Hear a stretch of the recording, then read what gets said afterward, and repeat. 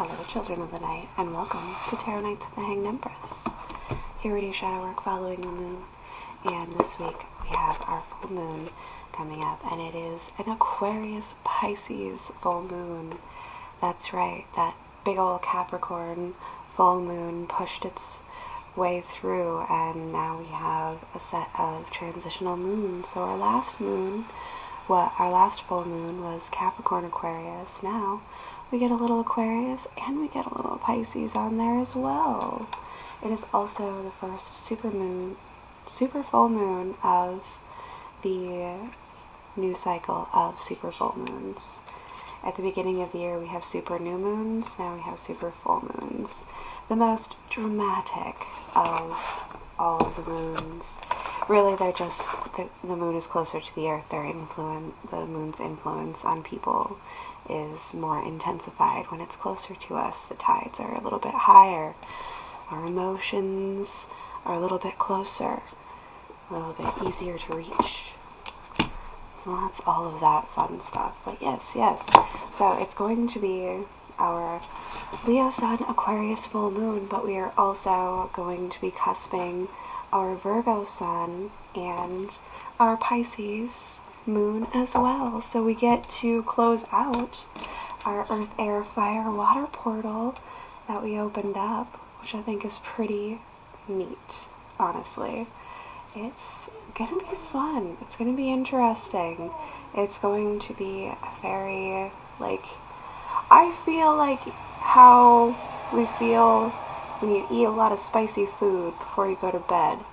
You know what's going to happen, right? You know it's coming.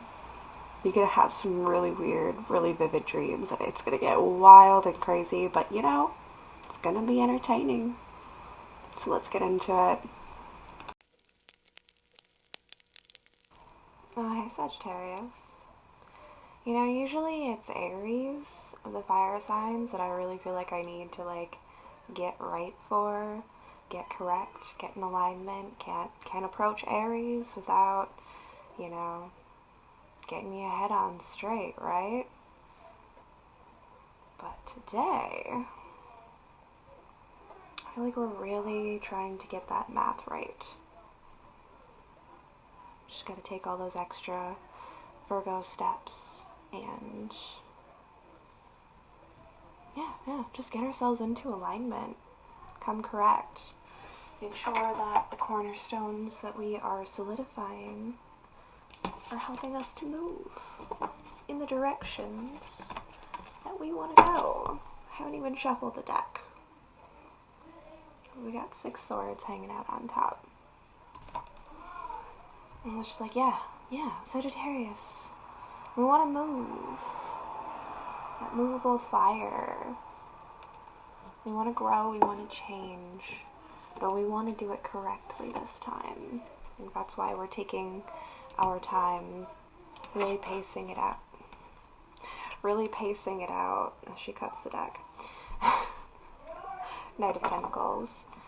Because we've had our heart broken before. I'm just splitting the deck. I haven't even shuffled yet, Sagittarius. We just have so much on our plates, but it's all right in front of us. It's all being prepared, or is well prepared. It feels like it is well prepared. We got a good meal ahead of us. Now we just have to chew the food, process it, digest it, some things, and stuff. Slow start.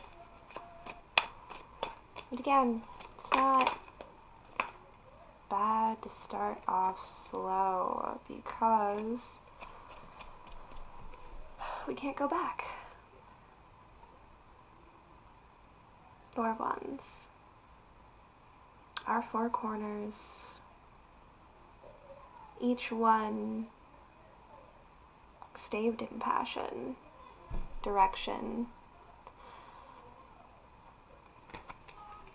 It's light though. It's a unified bliss. I want to throw that back in the deck.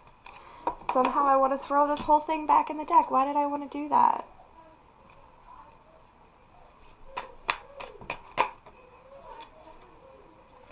Teamwork turning over. Oh, is this foundation? Are all of these Daves a part of the team? Are they all the way in? Are they all the way implanted? Did you buy yourself the post holer? You know, the thing that you put in the ground to dig the hole to put your posts in? Did you get a post holer? Or were you just bashing these wands into the ground? Trying to make them fit.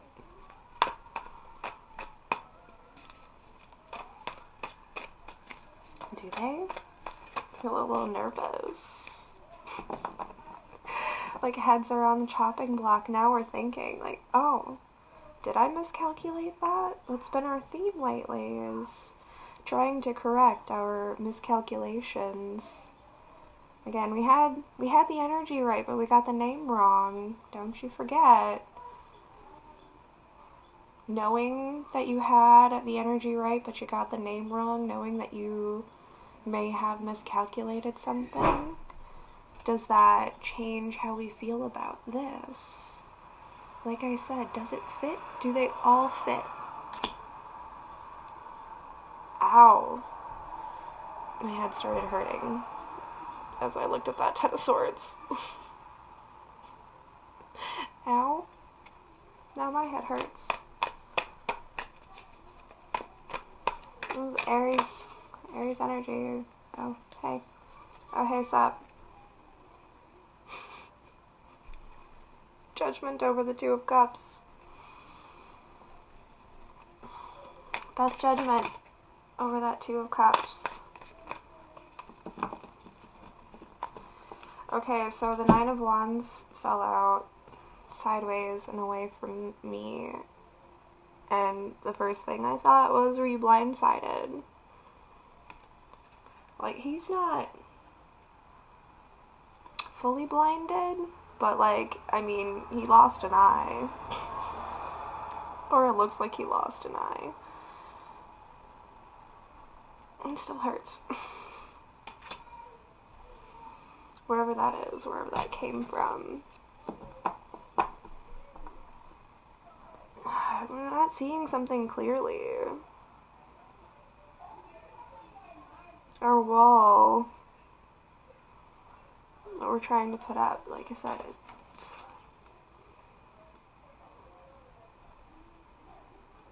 something doesn't quite fit here.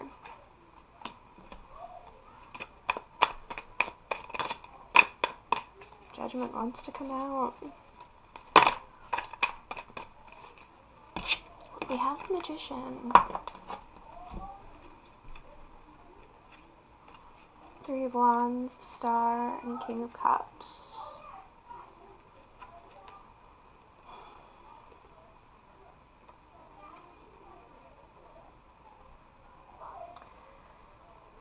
Even though, like I said, something might not fit quite right. Like, we're blinded in this one eye. Can't quite see that last. Like, our peripheral is askew. It's jarred. It's blocked.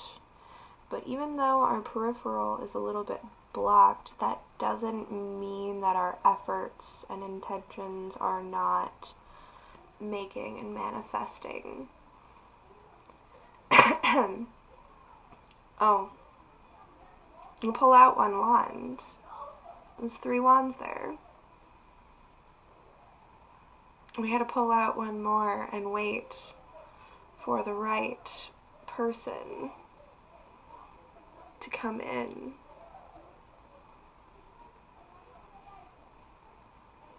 I wanted to say and make us feel whole, but that's not somebody else's responsibility.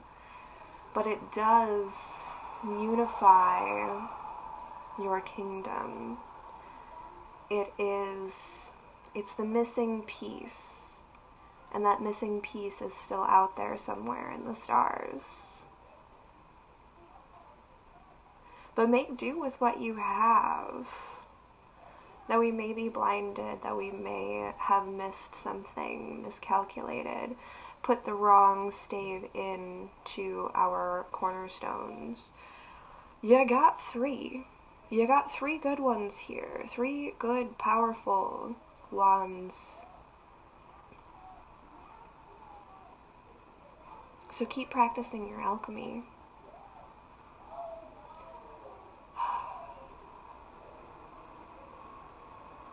But also know better. Know better and act better. Do better. For the sake of your kingdom.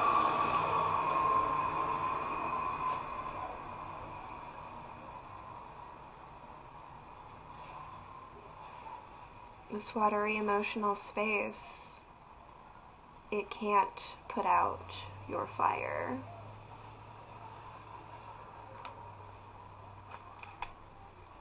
Dun dun dun.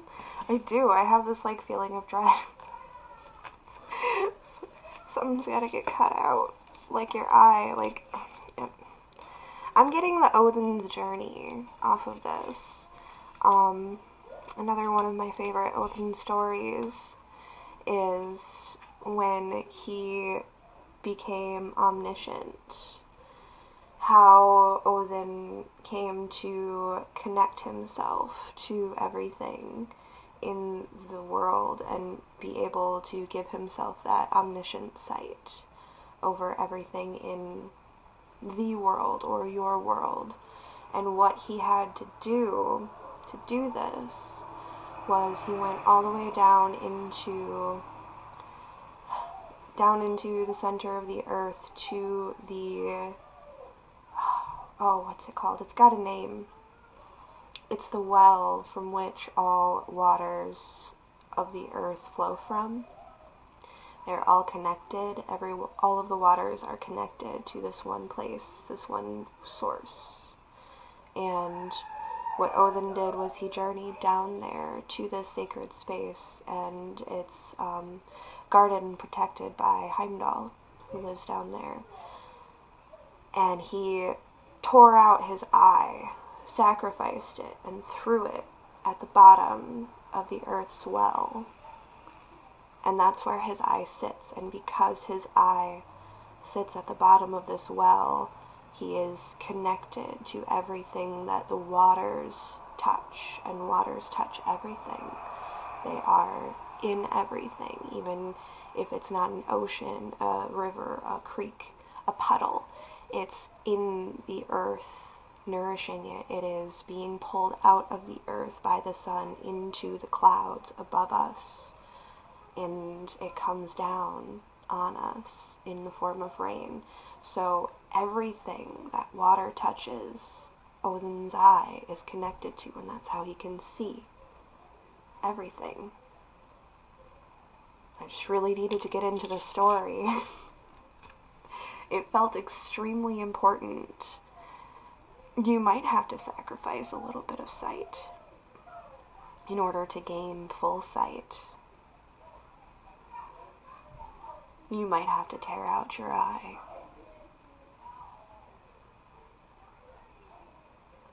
But that sacrifice is greatly rewarded.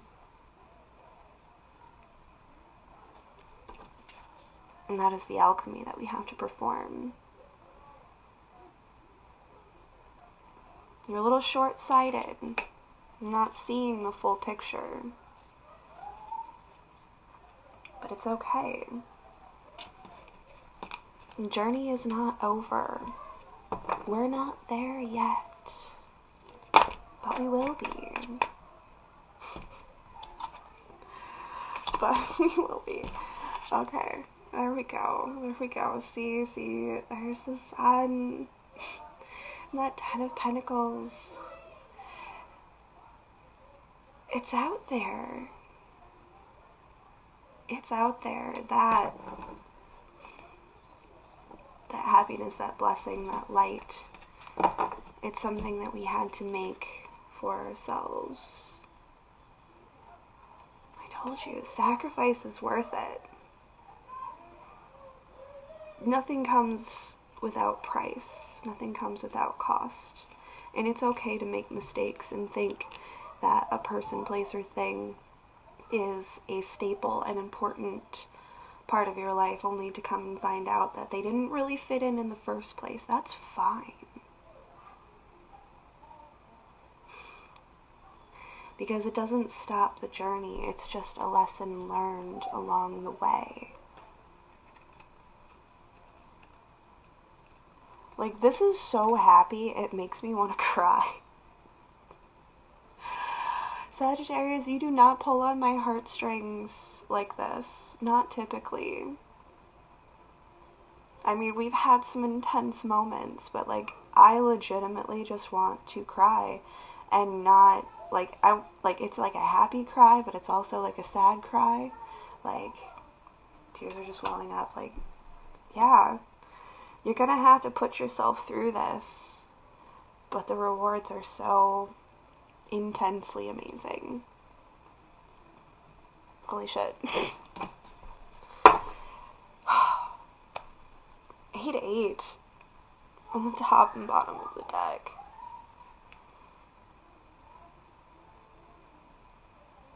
Well, we're blinded. Work is still being done. Progress is still being made, though it may be still in spirit and not yet made manifest. That doesn't mean a damn thing. Because what goes within is revealed without. Everything that you do on the inside, everything that you do with spirit, with yourself, will be reflected. It will translate. Ow.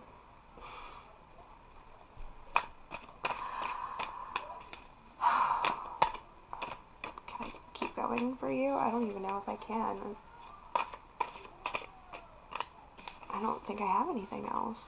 I want to, like, keep pushing this. I feel like we can pull more out, but at the same time, like, it's so much. It's so simple, but it's so much. It's so heavy. It's so deep. Like, these reads, really, it could take a lot of time to go through this, or it could take no time at all. The perception of time is simply that. It's a perception. Time flies when you're having fun. It drags when you're not. It's all about how you choose to experience it. So this is what I have for you right now, Sagittarius. Keep working on those cornerstones. Keep redoing your math, your alchemy.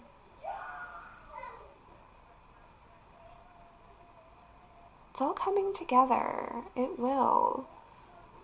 It will start and begin again.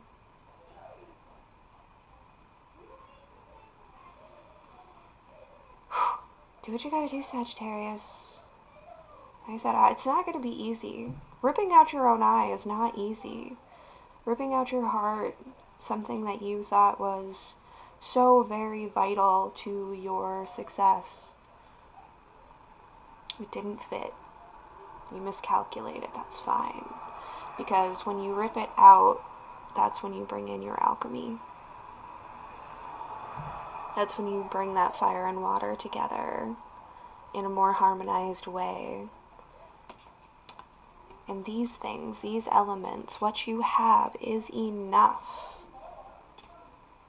to bring in the post that is meant to be at your side. That's it. That's what I have for you. Thank you, Sagittarius, and have a fantastic full moon. Good luck out there. You're doing great.